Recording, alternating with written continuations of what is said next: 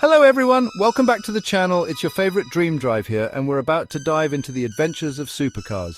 Before we proceed, please like this video and subscribe to our YouTube channel.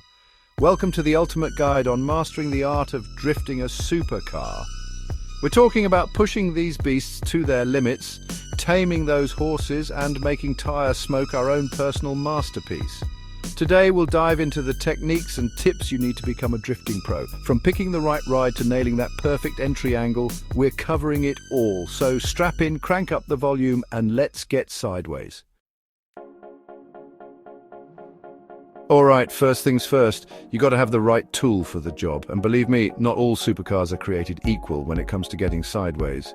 You want something with enough power to break traction, but also a chassis that's playful and predictable. Think rear-wheel drive, balanced weight distribution, and a responsive throttle. You're looking for a car that wants to dance, not one that's going to fight you every step of the way. And don't forget about things like suspension setup and LSD. A limited slip differential. Trust me, a good LSD is going to be your best friend when you're out there painting black lines. Now let's talk about the unsung heroes of drifting your tires. These bad boys are your only point of contact with the asphalt, so you better treat them right.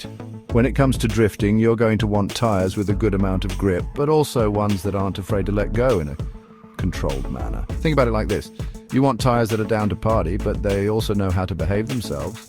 And don't even get me started on tire pressure. This is crucial, people. Too much pressure and you'll be spinning like a top. Too little and you'll be scrubbing speed and killing your drift. Get yourself a good tire pressure gauge and learn how to dial it in for maximum performance.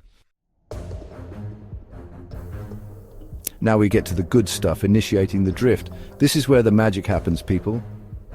There are a few different techniques you can use, like clutch kicking, braking into the corner, or even a Scandinavian flick. The key is to upset the balance of the car just enough to get the rear end stepping out. Remember, smooth is fast. You don't want to be jerky with the steering wheel or the pedals. Once you feel the back end start to slide, it's all about catching it with opposite lock and modulating the throttle to control the angle of the drift. Okay, so you've initiated the drift. Now what? Well, now it's all about maintaining and controlling that slide like a boss. This is where things get really technical, but trust me, it's also the most rewarding part.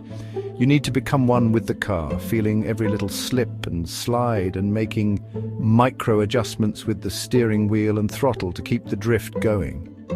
Think of it like a dance, a delicate balance between grip and slip. Too much throttle and you'll spin out, too little and you'll lose momentum and bog down. It's all about finding that sweet spot and holding it.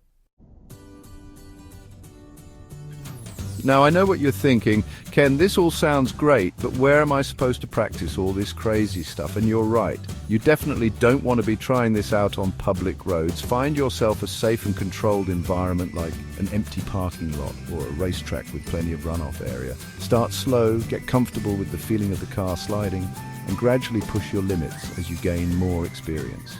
And most importantly, have fun. Drifting is all about pushing boundaries, expressing yourself behind the wheel, and enjoying the pure adrenaline rush that comes with it.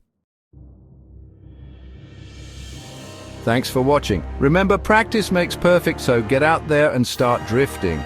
It's about the passion, the skill, and the pure joy of pushing these amazing machines to their absolute limits. Don't forget to like, subscribe, and hit the bell icon for more supercar tips and tricks. Keep shredding, and I'll see you out on the track.